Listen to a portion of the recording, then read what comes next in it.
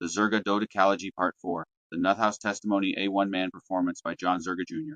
Good evening. My name is John Zerga Jr., and what you're about to hear is a story so comprehensively messed up that when I told it to a therapist, he asked if I could pay in advance because he was pretty sure he was going to need therapy after hearing it. This is part 4 of what I'm calling the Zerga Dodecalogy. That's 12 parts, because apparently my life is so tragic it requires the same narrative structure as the apostles. Except instead of spreading the good news, I'm spreading the warning label I never got. And here's the mission. If I can take my absolute catastrophe of an existence and hide some vegetables, that's high level philosophy. In the candy, that's comedy. And if I can save just one person from making the same mistakes I did, or have wisdom when needed, a luxury I never had, then maybe, just maybe, getting my ass kicked by life for 52 years will have been worth it. So settle in. This is going to get dark. It's going to get weird. And occasionally it's going to sound like a TED talk given by a guy who just escaped from a cult disguised as a family. But if you're out there right now and you recognize yourself in my story, if you're living in a cage that looks like a home, if you're being told that abuse is love, then this is for you. You're not alone. You're not crazy. And there is a way out. Let's begin. My family is crazy. Now I know you think your family is crazier, but you have not heard my story. I call it the Bacala Bomb, a story of familial sabotage. When you are a child, you are not a person. You are a bucket with legs and a sticky face. And the adults are just pouring things into the bucket. Here's a fact, here is a fear, here is a complex regarding cheese. And you can't sort it, you have no spam filter.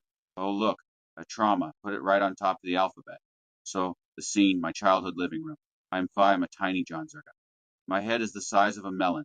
My eyes are wide open, recording everything. The air is thick with the smell of Italian cooking, garlic, and oregano, a promise of sauce, but with an undercurrent of stale cigarette smoke from my uncle and the faint, dusty scent of old drapes. It is the smell of impending neurosis. We are watching the Olympics, the pinnacle of human achievement. People running, people jumping, people throwing heavy metal balls at other people's lawns. It is magnificent. And this woman, this athlete, she has just run 10,000 meters. She's run from Athens to Sparta. She is glistening. She is a goddess. She is a monument to the human spirit. The television glows with a strange holy light, and she is its angel. And my grandfather, the patriarch, the pope of the recliner, he leans forward. The recliner groans under his weight.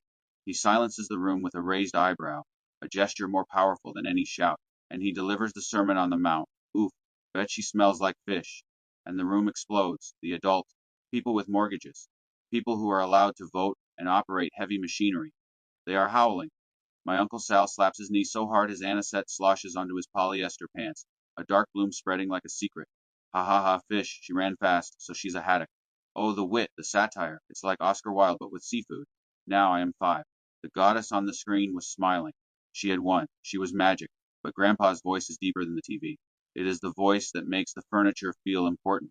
The room is a giant animal, and I'm inside its belly, and it is roaring. The laughter is the sound of its digestion. I file this away. Clack, clack, clack. Woman equals trout. File saved. Locked in the vault. The goddess is gone. All I can see is Grandpa's face, crinkled like a paper bag, and the word fish swimming in the air between us. And then my uncle, always helpful, the uncle, leans in to comfort me.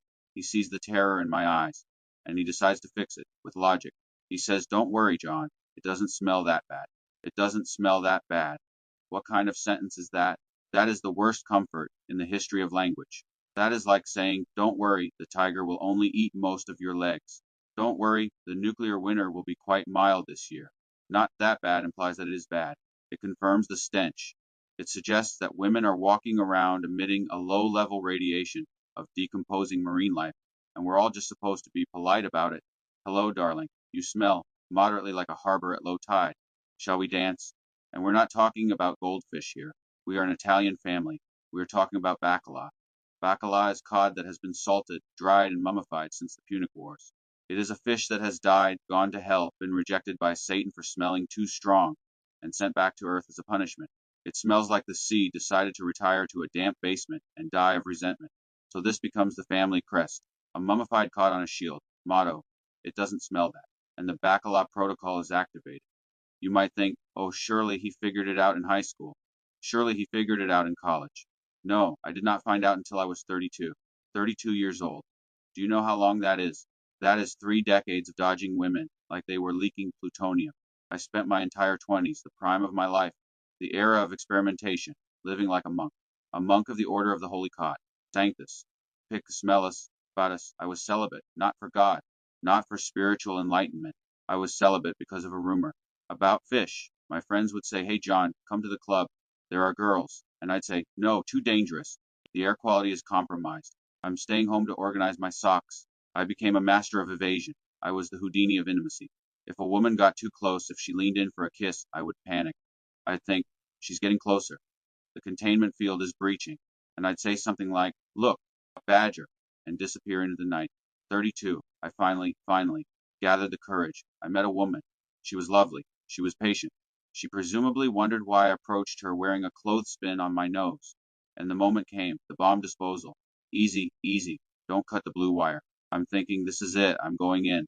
Tell my mother I love her. And nothing. It was fine. It was completely odorless. It was delightful. It was like finding out the monster under the bed is actually just a pile of fluffy towels. And then the rage set in. My grandfather, long dead by now, laughing in his grave, had stolen my 20s with a one-liner. He stole a decade of my life with a joke about haddock. And I screamed, "Doesn't smell at all. You liars. Some families leave you money. Some leave you a house. My family left me a phobia of seafood and a 10-year dry spell. So if you see me now, and I seem like I'm making up for lost time, if I seem a little eager, just remember, I'm not greedy. I'm just trying to catch up. Before the fish come back, let's talk about words. I love words. Words are important. Words are how we describe reality. But words are also how we hide reality. And nobody hides reality better than families. My father used to shower with me, naked, every night. I was 3, 4 years old. Now, if I describe that to you plainly, a grown man showering naked with a toddler every night, you hear it. You understand what that is. Your brain goes, "That's not right." But my father didn't describe it that way. My father called it bath time. Bath time. Isn't that nice? Sounds wholesome. Sounds like a rubber ducky and some bubbles. Bath time with Daddy. Could be a segment on Sesame Street. It wasn't. This is what they do. They take something that's wrong, something that's clearly, obviously demonstrably wrong, and they wrap it in soft language. They give it a friendly name. They call it a routine. They call it a tradition.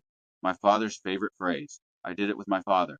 3 lies in 6 words. One appeal to authority. My father did it, so it's fine.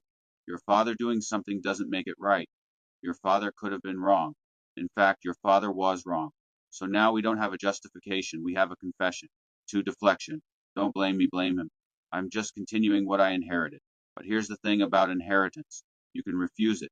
You can look at what your father gave you and say, "No thanks. I'm not passing this on." 3. Normalization.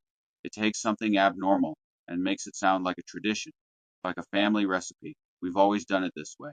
You know what else was tradition? Slavery, child labor, burning witches. Just because your grandfather did it doesn't mean it was okay. It means your grandfather was also a problem. I sometimes wonder about my father's father. What did he say to him? Was it drip in Italian? Gotcha? My father wasn't quoting a script. He was a broken record, playing the same scratch track of his own childhood humiliation. His cruelty wasn't original. It was inherited. He wasn't a monster. He was a museum exhibit of generational trauma, and I was the ticket stub everyone forgot to throw away. But here's what I spent 40 years trying to understand. Why didn't anyone stop him? My mother was right there. In the house, she knew. She had to know. And she said nothing. Why? Because of another word. Another soft, friendly, hiding word. Family. Family. Isn't that nice? The people who love you. The people who protect you. The people who would never hurt you. Unless they do. In which case, family becomes something else. A wall. A fortress. A system designed to keep secrets inside and questions outside. We don't talk about that. That's family business. Family is the word they use to keep you quiet. Family is the word they use to make you complicit. Family is the word they hide behind when they don't explain why a grown man is showering with a toddler and everyone's pretending it's normal. And then there's the church. Oh, the church. The Catholic Church, keeper of morality, guardian of souls, expert in looking the other way. We went to church every Sunday. Well, my mother and sister went. My father didn't actually go. He just paid. Tithes, Catholic school tuition, donations. You know what that's called? That's called buying respectability. And the church was happy to sell it. Oh, the Zerga family, lovely people. Very generous. Salt of the earth. Meanwhile, back at the house, the salt of the earth is showering with his toddler. But the priest doesn't know about that. The priest doesn't want to know. The priest knows how much is in the envelope, and the envelope says, "Don't ask questions." You want to know the real function of organized religion, in families like mine, it's not salvation. It's not morality. It's cover. It's the nice suit you put on the dysfunction so it looks respectable. He can't be a bad man. He goes to church. No, he pays for church. There's a difference.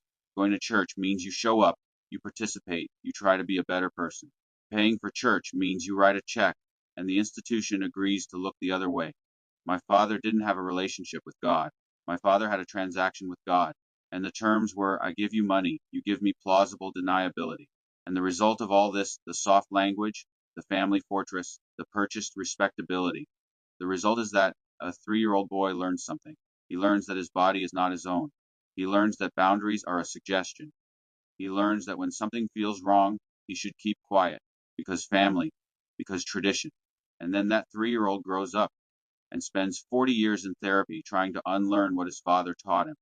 So let me say it plainly, without euphemism, without soft language. My father violated my boundaries when I was a child. He did it regularly. He did it without shame. And nobody stopped him. Not my mother, not the church, not anyone. Bath time wasn't bath time. Family tradition wasn't a tradition worth keeping. And I did it with my father isn't an excuse, it's an indictment. And it stops here, with me, saying it out loud, in plain language, so everyone can hear. That's what words are for, not to hide the truth, to tell it. Now, let's talk about my mother, because this isn't just a story about my father. This is a story about a system, and every system needs administrators. My mother was what I call the lieutenant of silence. My father was the active agent of chaos. He did the damage. He crossed the lines. He violated the boundaries. My mother? She was the passive agent of containment. She didn't abuse me directly. She just allowed it. She looked the other way. She kept the secret. She held the whole thing together with silence and denial and knitting needles. And she never, never realized that I was just a child. There are certain things a child shouldn't see. But my mother didn't think about that. My mother was too busy being the caped crusader of her family. Her sister was having a breakdown. Her mother had cancer. Somebody had to step up. And she was going to be that hero by God. The only problem, she had a 5-year-old son. And she dragged that 5-year-old through every single scene. My aunt had what the doctors called a schizophrenic break. She was hospitalized. And during this period, during my aunt's break, I watched her expose herself repeatedly. She'd be in this schizophrenic trance, staring into the void, screaming obscenities, words a 5-year-old shouldn't know exist. And I'm standing there, 5 years old, watching this. And where's my mother? She's right there. She sees what I'm seeing. And does she take me out? Does she say, maybe the kindergartner shouldn't witness his aunt's psychotic episode? No, because she didn't think. She never thought about me. I was 5, I was a child. And she dragged me through the full IMAX experience of her sister's mental breakdown, like I was luggage, like I was a purse she forgot to put down. Now I want to be careful here, because this is not a story about monsters. My aunt wasn't a monster. She was a woman whose mind broke. She didn't choose to have a schizophrenic episode. She was sick, genuinely, clinically sick. And my mother? My mother wasn't a monster either. She was a woman trapped, trapped in a family falling apart, trapped in a culture that told her to be the caretaker, trapped in a church that told her to submit and sacrifice and never complain. But here's the thing. Understanding doesn't undo damage. Pity doesn't erase harm. My mother was a victim. Yes, I believe that, but she was also a perpetrator. She was both, and that's the complexity nobody wants to talk about. Hannah Arendt wrote about what she called the banality of evil. She covered Adolf Eichmann's trial, the Nazi bureaucrat who organized the logistics of the Holocaust, and she observed that Eichmann wasn't a demon. He was a mediocre man who followed orders, filled out forms, and went home to dinner. Evil, she concluded, isn't dramatic. It's banal. It's the thoughtless participation in systems of harm, the refusal to think critically. My mother wasn't holding a whip. She was holding a knitting needle. But the principle is the same. She was the administrator of silence, the bureaucrat of denial, the one who kept the machinery running while her son was being destroyed. I imagine her alone at night, after dragging me through that ward. She sits at the kitchen table, the house finally quiet. She knits, the needles clicking a frantic, rhythmic prayer. She is not thinking about her son. She is thinking about the crack in the dam. Her sister is the crack. Her mother's cancer is the pressure. Her husband's moods are the water. And John, in that moment, he is not a person. He is a sandbag. A small 5-year-old sandbag she is using to plug the hole, praying it holds, never stopping to think that the sandbag itself is being washed away, grain by grain. She knew. She knew what my father was doing. But she told herself she had no choice. This is just how he is. This is just how families are. So she chose silence. She chose complicity. She chose the system over her son. I don't hate my mother. I really don't. I pity her. I understand her. I see how trapped she was. But pity's not forgiveness. Understanding is not absolution. She was the lieutenant of silence. And her silence cost me my childhood. Fast forward. I'm in my mid-30s. I'm engaged. I've somehow managed to find a woman who wants to marry me, despite the fact that I'm a walking trauma response with a pulse. And I brought her home to meet the family. Big mistake. My father decides this is the perfect time to show my fiancée photos. Photos of me as a toddler in the bathtub, naked. And he didn't just show them. He narrated in detail. He described my body. He made jokes. In that bathtub, something cosmic happened. I discovered an erection. He turned my childhood nudity into entertainment for a woman I was trying to build a life with. If a stranger did that, we'd call it a crime. We'd call the police. We'd get a restraining order. But when your father does it, it's called sharing family memories. It's called bonding. No, he's being a predator. He's just a predator with a genetic alibi. Judith Butler says identity is performative. We don't just have an identity, we perform it through repeated actions. And those performances are shaped by the scripts we're given. My father's script for masculinity involved humiliating his son to assert dominance. This is what Butler would call citational masculinity. Masculinity as a citation of previous performances, a compulsive repetition of norms inherited from dead men whose violence lives on in the bodies of their sons. He didn't write that script. He just couldn't stop quoting it. And the tragedy is, he thought he was being funny. He thought he was bonding, because nobody ever told him it wasn't normal. The engagement ended, and I learned a valuable lesson. Never bring anyone you love into the nut house, because the nut house doesn't just destroy you. It destroys everyone you try to bring with you. The ghost of a future arm was severed at the shoulder that day. So, God, le grand fromage, the CEO of everything. I've been thinking about the management structure, the org chart, because I go to these churches, yeah, and they've got this whole system. Very high bar. You must be this holy to ride the ride. They look at me, and I'm like, fair enough, but you don't know my backstory, do you? I was raised by people who look like a Norman Rockwell painting. Hello, we are a lovely family. Look at the turkey. Look at the golden retriever. But if you scratch the paint, screaming, just screaming. Sorry, didn't realize the canvas was sentient. So I have a proposal, a modest proposal. Mandatory psychological evaluations for procreation. It's the only logical thing. Think about it. You need a license to drive a car, a 2-ton metal death machine. Firm. Get out of the way, I'm in a Citroen. You have to take a test. You have to parallel park, which is impossible. It's just geometry having a laugh at your expense. You need a license to catch a fish. Hello, fishy. Have you got your papers? Show me your papers. You need a license to operate a forklift. They make you do a course. But any two emotionally catastrophic people can meet in a pub, have 3 glasses of wine, create a human being. Oh, look, darling, we've made a person. Shall we give him adequate emotional support? God, no. Let's want him in ways that won't be visible for decades. Splendid, put the kettle on. There's no test, no checkbox, nothing. Are you currently planning to inflict lasting psychological damage on a small mammal? Yes. Lovely, carry on. I have these thoughts about God, the omnipotent one, and I don't want to be ungrateful. All this is very nice, but I wish he'd hired a better editor. Because my father, lovely man, heart of gold, if gold was made of something quite poisonous, he told me I was a mistake, an accident, a typo in the manuscript of existence. And I was 7, I was clay, and someone looked at that clay and said, you are an error. Now, a lot of people, they want to time travel. If I had a time machine, I'd go back and kill Hitler. It's always Hitler. There's a Q. Take a number, B47. 47 to kill Hitler. Not me. I don't want to kill Hitler. Far too much paperwork. You'd have to fill in forms. Reason for assassination. Everything? No, I just want the cosmic control Z. Undo button. I want God to look at the manuscript and go, clickety-clack, clickety-dang. Oh, bugger. Finger slip. I meant to type quite nice childhood, and I typed decades of therapy. Delete, delete, delete. You'd think an all-powerful being would spring for the software upgrade, wouldn't you? The one with autocorrect? It looks like you're trying to create unnecessary suffering. Would you like help switching to perfectly adequate? Yes, yes, please. Thank you, little paperclip man. So, that's the system. Bit of a shambles, really. Could do with a restructure. Okay.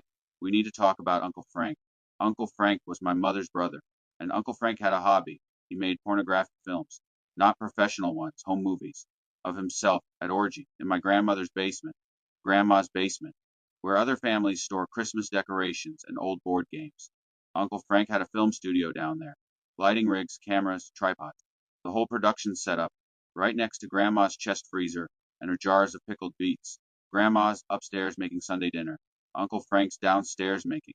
Memories. For years, my father told me about these films, described them in detail, the positions, participants, the cinematography. I'm 10 years old, getting film reviews I never asked for. And then one Sunday, we're all at Grandma's house, the whole family, and Grandma goes downstairs to sit on the couch in the basement.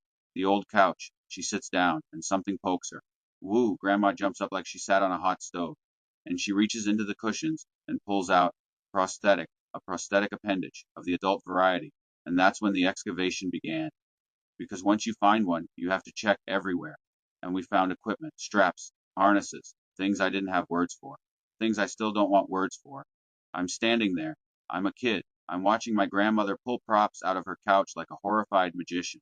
Nothing in my hand, woo, something in the cushions. And the adults, they're doing that thing where they're trying to be calm, but their faces are screaming. My mother's studying the ceiling like it's the Sistine Chapel. My father's got this look like, see, I told you about Frank. Nobody said anything to me.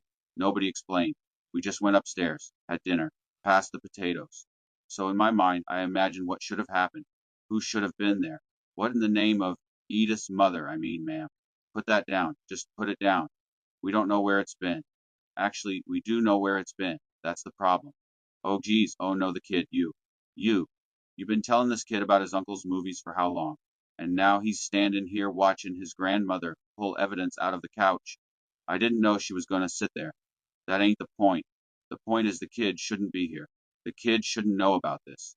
The kid should be upstairs watching cartoons, not standing in his uncle's workshop. And you, this is your brother, your mother's basement. Your kid standing there with his eyes the size of dinner plates. You're going to do something, say something, or are you just going to stand there like a statue? I don't know what to say. How about I'm sorry? How about let's go upstairs? How about none of this is normal and we're going to talk about it like a family, kid? Hey, look at me. This ain't your fault. None of this. Not what you heard. Not what you just saw.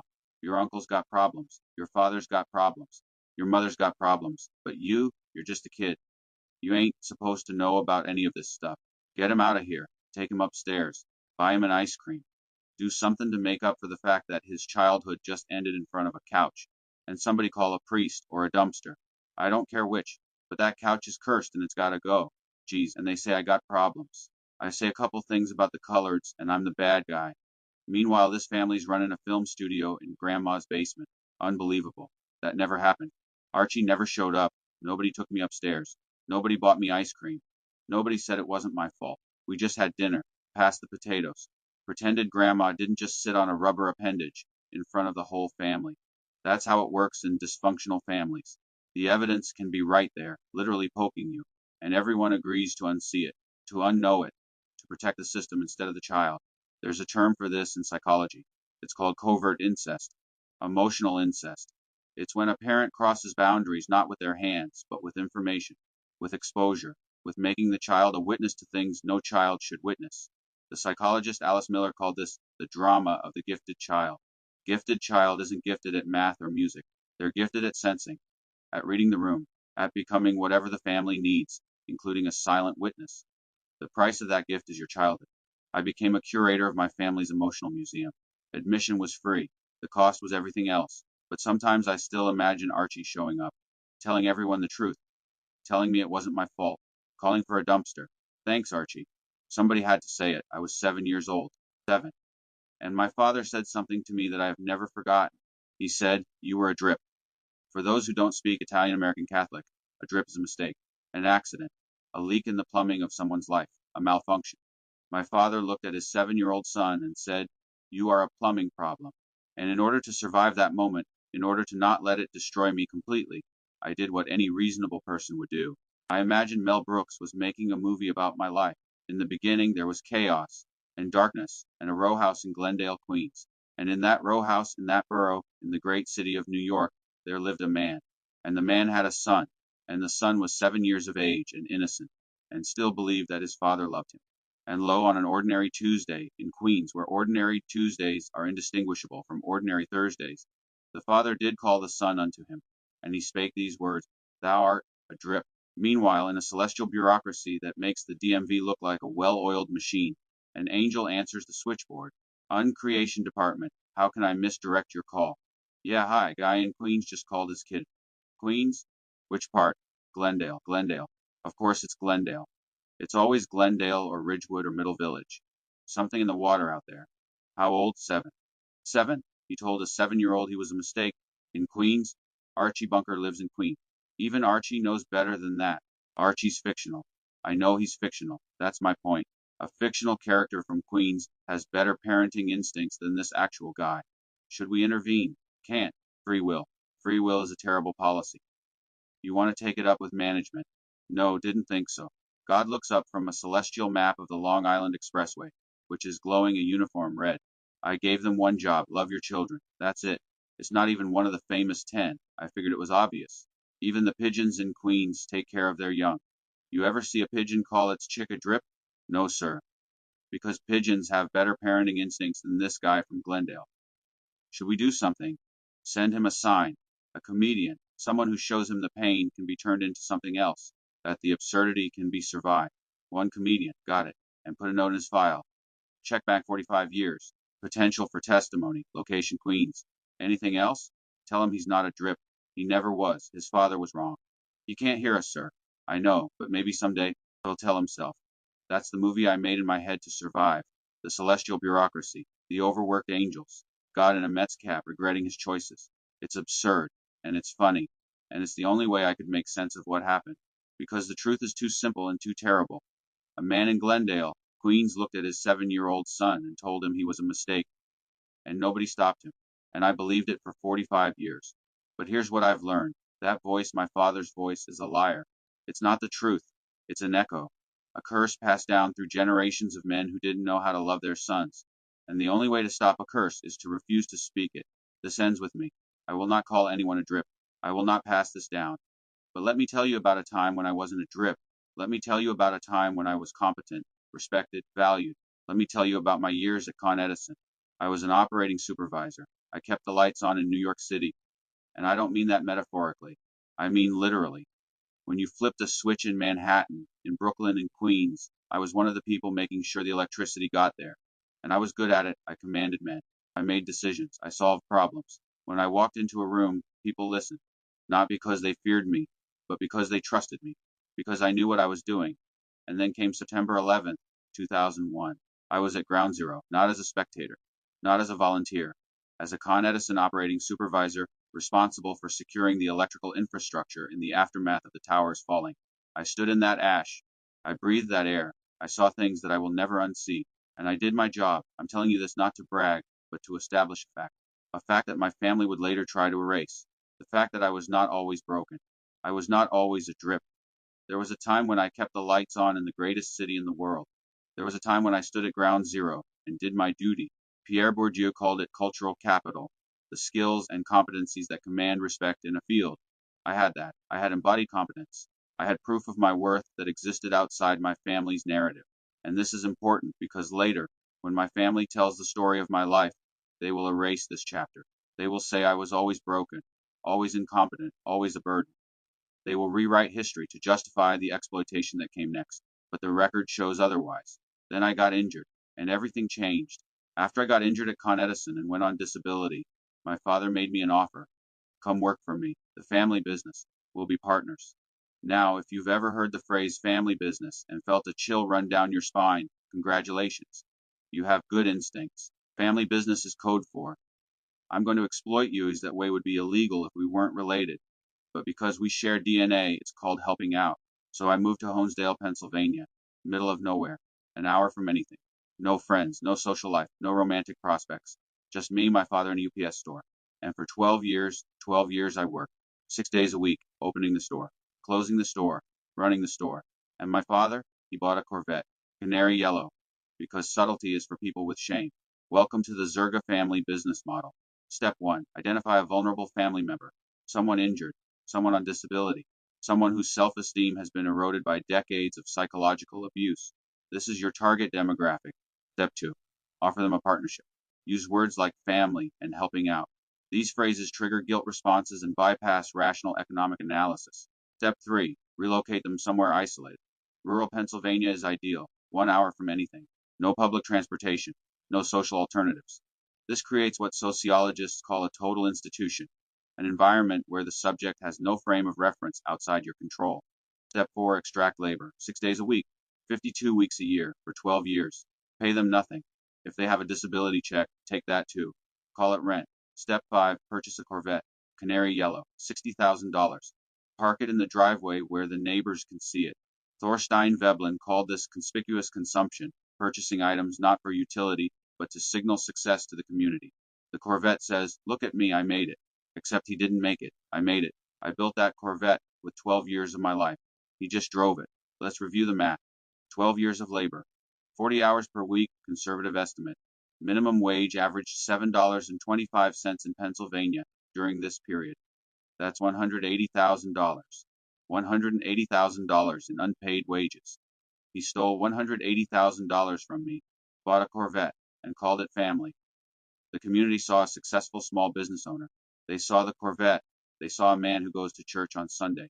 They saw the American dream. They didn't see the exploitation, because exploitation is invisible when it happens behind closed doors, and you call it family. Hannah Arendt called it the banality of evil. Evil doesn't look like a monster. Evil looks like a guy in a Corvette who everyone thinks is a great guy. Evil is boring. Evil is bureaucratic. Evil is your father stealing your life and calling it love. And the Corvette is still out there somewhere.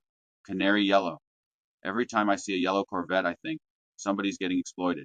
Somebody's eating ramen in a back room. Somebody's being told this is love.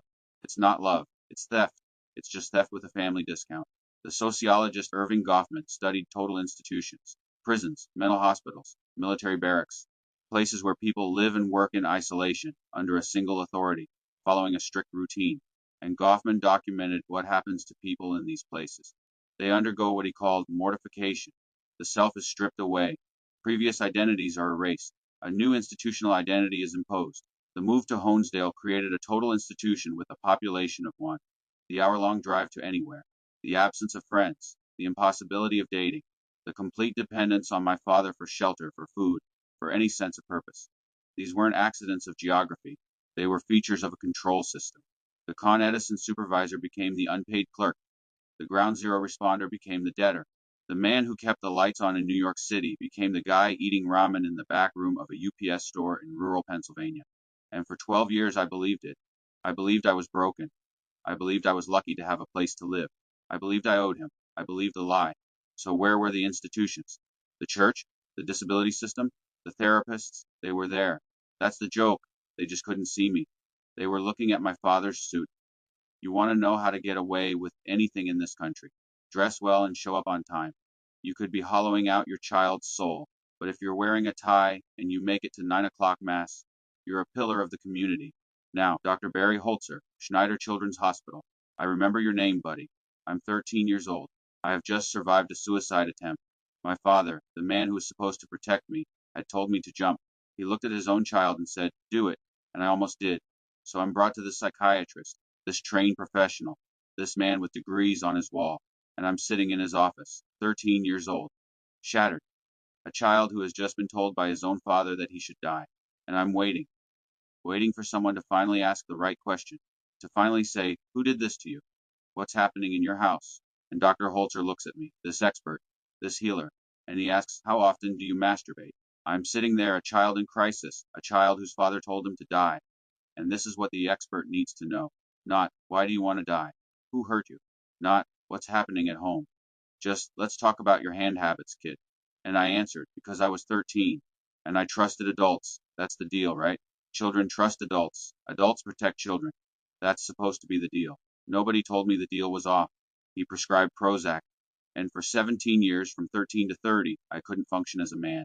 The entire span of my sexual development, gone, erased, because a psychiatrist decided my depression was a chemical imbalance, not a rational response to being destroyed by my father. Michel Foucault called it biopower. The system doesn't control you with dungeons anymore. That's old-fashioned. The modern system controls you by managing your body, your chemistry. It gives you a pill, and the pill makes you quiet, and the pill makes you compliant, and the pill makes you stop asking why your father wanted you dead. And my father loved that diagnosis, because if I had a chemical imbalance, he wasn't the problem. It's not me, it's his condition. It's not abuse, it's his illness. Diagnosis gave him a free pass, And everybody believed him because he was wearing the suit, and I wasn't. The file got closed, but I'm still here. And I remember your name, Dr. Holzer. I remember all of your names. I'm 52 years old. I work at Amazon. I love working for Amazon. It's cosmopolitan. I meet a lot of different people, and sometimes not often because I've learned not to torture myself, but sometimes I see a young couple. Maybe they're 25, 30. They're shopping together. They're laughing. They're planning their life. And I feel this thing. It's not jealousy exactly. It's more like phantom limb pain. You know how people who lose an arm can still feel it? They can feel it itching, aching, even though it's not there anymore. That's what I feel. I feel the phantom limb of the life I never got to live, the wife I never met, the children I never held, the career I never built, the friendships I never made, all of it gone. Not because I died, but because I was never allowed to live. Jean-Paul Sartre said we're condemned to be free. We have to choose. We have to project ourselves toward possibilities. That's what it means to be human. But what happens when your capacity to project toward possibilities is destroyed before it can develop? What happens when you're trapped in what Sartre called facticity, the concrete circumstances you can't change, without the resources to transcend it? You become a ghost. You become a phantom limb. You become a 52-year-old man going home to an empty apartment and mourning a life that never existed. And here's the thing, I'm still praying. I'm still hoping. I'm still believing that maybe there's a woman out there who will see my worth, who will see past the damage, who will say I choose you. But I'm 52, and the math is not in my favor. And every day that passes, the phantom limb aches a little more. Simone de Beauvoir said oppression works by reducing people to things. You stop being a person with projects and possibilities. You become an object, a tool, a resource to be used. And the first step to liberation is recognizing your situation. The second step is working toward freedom, not just your own, but everyone's. That's why I'm here. That's why I'm telling you this, because my freedom was stolen, and I'm taking it back, not by becoming the oppressor, not by passing on the poison, but by using what was done to me as a warning for others. If you're out there right now, and you recognize yourself in this story, if you're living in a family business that feels like a prison, if you're isolated and exploited and told it's love, if you're mourning a life you never got to live, I'm telling you this for you. You're not crazy. You're not broken. You're in a cage, and cages can be escaped. Here's what I've learned. Suffering is only meaningless if you let it be meaningless. But if you can take your suffering and transform it into a warning, into a map, into a lamp for someone else who's lost in the dark, then it becomes meaningful. Then it becomes a gift. This is what de Beauvoir meant when she said that liberation is never merely personal. To become free, I must will the freedom of others. My freedom depends on yours. So here's what I want you to know. See through the lies. Family is not always love. Sometimes family is a cage. Sometimes tradition is just trauma with a better PR team. Learn the vocabulary, boundary violations, covert incest, emotional abuse, narcissistic supply. These aren't just weird family dynamics. They have names. Once you name the demon, you can cast it out. Get out. Physical distance is not optional. You cannot heal in the environment that's making you sick. Yes, they'll call you ungrateful. Yes, they'll say you're breaking up the family. But here's the truth. You're not breaking up the family. The family was already broken. You're just refusing to pretend anymore. Build chosen family, not the family that destroyed you. New people, therapists who understand complex trauma, support groups, friends who believe you, people bound not by blood but by choice. And that makes them stronger, not weaker. And tell your story. Be the lighthouse. Be the map. Be the warning label for the next Zerga. My father is still alive. He's still out there. He still thinks he did nothing wrong. He still drives that Corvette. But I'm here. I survived. I escaped. And I'm telling the truth. And the truth is this. You are not a drip. You are not a mistake. You are not unworthy of love. You are not broken beyond repair. You are a human being with inherent dignity and worth. You deserve boundaries. You deserve respect. You deserve a life that is yours, not a life stolen by someone else's dysfunction. And if you're in the cage right now, if you're reading this and recognizing yourself in my story, I want you to know you can get out. It's hard. It's messy. It's painful, but it's possible. And when you do get out, when you finally escape, I want you to do one thing for me. Tell your story. Be the lighthouse. Be the warning label for the next Zerga. Because that's how we win, not by revenge, not by violence, but by testimony, by truth, by refusing to let them silence us. My father stole 52 years from me, but he didn't steal my voice, and I'm using that voice right now to say this. This ends with us. We will not pass on the poison. We will not repeat the cycle. We will not call our children drips. We will not violate their boundaries. We will not steal their lives. We will break the chain. We will be the generation that says no more. I'm 52. I'm alone. I'm still praying for the wife who will see my worth. But here's what I know now that I didn't know at 13, at 25, at 40. I'm not a drip. I am not a mistake. I'm a human being who survived a system designed to destroy me. And every day I wake up and choose not to pass on the poisons the day I win. Every person who hears this and recognizes the pattern is a person I've helped save. Every time I tell this story, I take back a piece of what was stolen. This is my testimony. This is my offering. If it saves one life, it was all worth it. I see you. God sees you. You are not alone. Thank you for letting me share this with you. Now go forth and save the next Zerga. The Zerga Dodecalogy Part 4. The Nut House Testimony written, performed, and survived by John Zerga Jr. If you or someone you know is experiencing family abuse, please reach out. You are not alone. Resources are available, and there is a way out